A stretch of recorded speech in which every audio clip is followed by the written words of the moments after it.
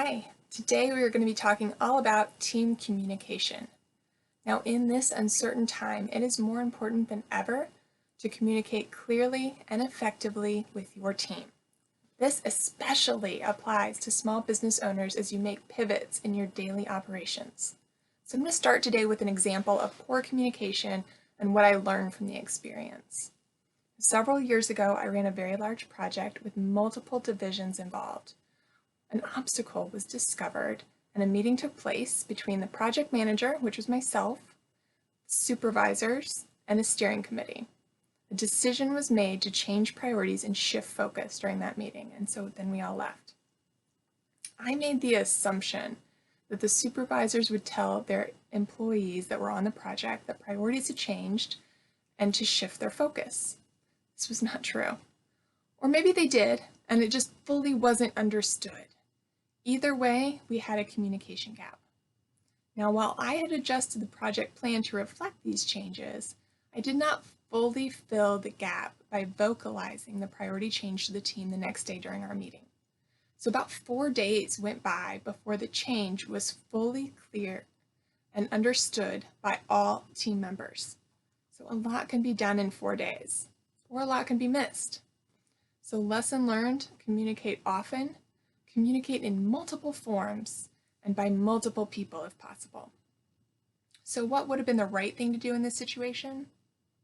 First, we would have never left that meeting without discussing who would be communicating the changes and when that communication would take place. The supervisors would have immediately communicated the change to their individual employees, and then I would have communicated the change both verbally and within the project plan. And ideally, both the supervisor and myself would have followed up one-on-one with the highly affected employees to ensure they understood what was changing. So you, as a small business owner, probably don't have this big of a team, but these same issues exist.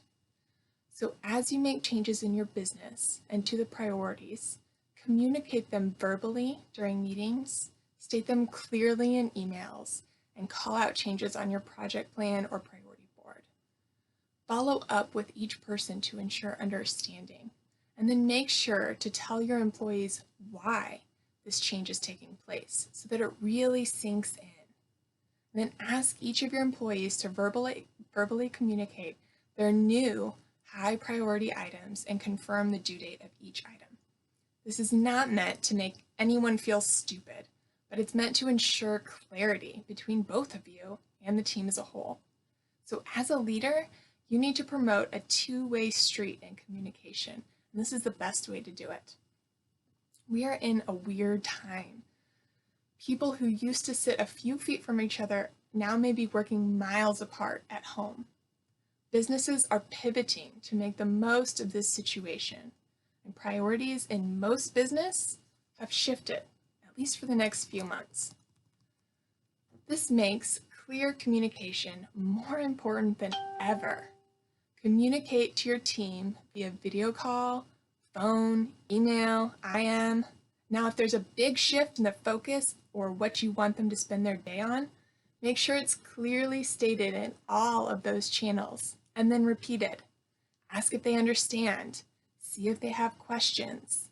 Talk to them about why this priority shift is happening. It is a strange world right now, but clear communication is always important. Having that open flow of channels between you and your team will ensure on-time delivery of the services or product that you are giving to your customers. So I'd love to hear if you've set up an effective way to communicate with your team in this remote world. Thanks for joining in. If you like this channel and you can relate to my lesson learned, like and comment below. Consider subscribing to this channel. This is my first video, but there will be more coming each week. Thanks for joining.